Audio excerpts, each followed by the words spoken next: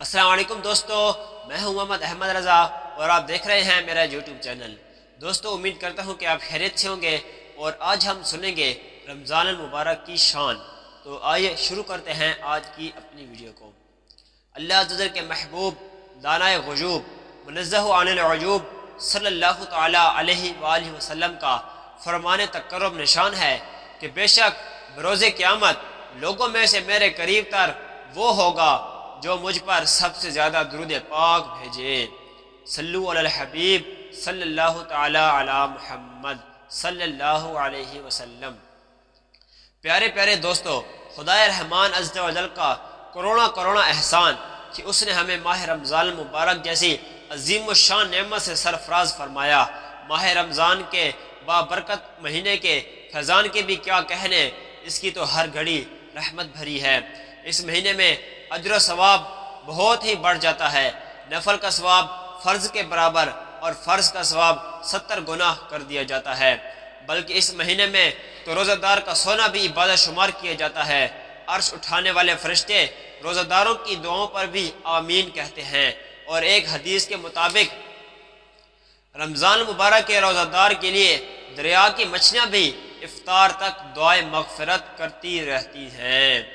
حضرت سیدنا ابو سعید خدری رضی اللہ تعالیٰ عنہ سے روایت ہے کہ مکی مدنی سلطان رحمت عالمیان صلی اللہ تعالیٰ علیہ وآلہ وسلم کا فرمان رحمت نشان ہے کہ جب ماہ رمضان کی پہلی رات آتی ہے تو آسمانوں کے دروازے کھول دیے جاتے ہیں جو آخر رات تک بند نہیں کیے جاتے۔ جو کوئی بندہ اس ماہ مبارک میں کسی بھی رات کے وقت نماز پڑھتا ہے تو اللہ عز و جل اس کے ہر سجدے کے عوض یعنی بدلے میں اس کے لیے 1500 نیکیاں لکھتا ہے، اور اس کے لیے جنت میں سرخ یاقوت کا گھر بھی بناتا ہے جس میں 60,000 دروازے ہوں گے، ہوں گے اور ہر دروازے کے پٹ سونے کے بنے ہوئے ہوں گے جن میں یاقوت سرخ جڑے ہوئے ہوں گے۔ پس جو کوئی ماہ رمضان کا پہلا روزہ رکھتا ہے تو اللہ عز و جل مہینے کے آخری دن تک اس کے تمام گناہ معاف فرما دیتا ہے، اور اس کے لیے صبح سے شام تک 70,000 فرشتے دعائیں مغفرت کرتے رہتے ہیں۔ رات اور دن میں جب بھی وہ سجدہ کرتا ہے تو اس کے ہر سجدے کے عوض یعنی اس کے بدلے میں جنت میں اللہ تعالیٰ اس کے لیے ایک ایسا درخت لگاتا ہے کہ اس کے سائے میں گھڑ سوار 500 برس بھی چلتا رہے اس کا سایہ ختم نہ ہو۔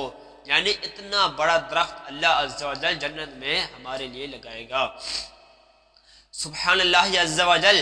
پیارے پیارے دوستو، خدائے حنان و منان عز و جل کا کس قدر عظیم احسان ہے کہ اس نے ہمیں اپنے حبیب ذیشان رحمت عالمیان صلی اللہ تعالی علیہ وآلہ وسلم کے طفیل ایسا ماہ رمضان مبارک عطا فرمایا ہے کہ اس ماہ مکرم میں جنت کے تمام دروازے کھول دیے جاتے ہیں اور نیکیوں کا اجر و ثواب خوب بڑھ جاتا ہے۔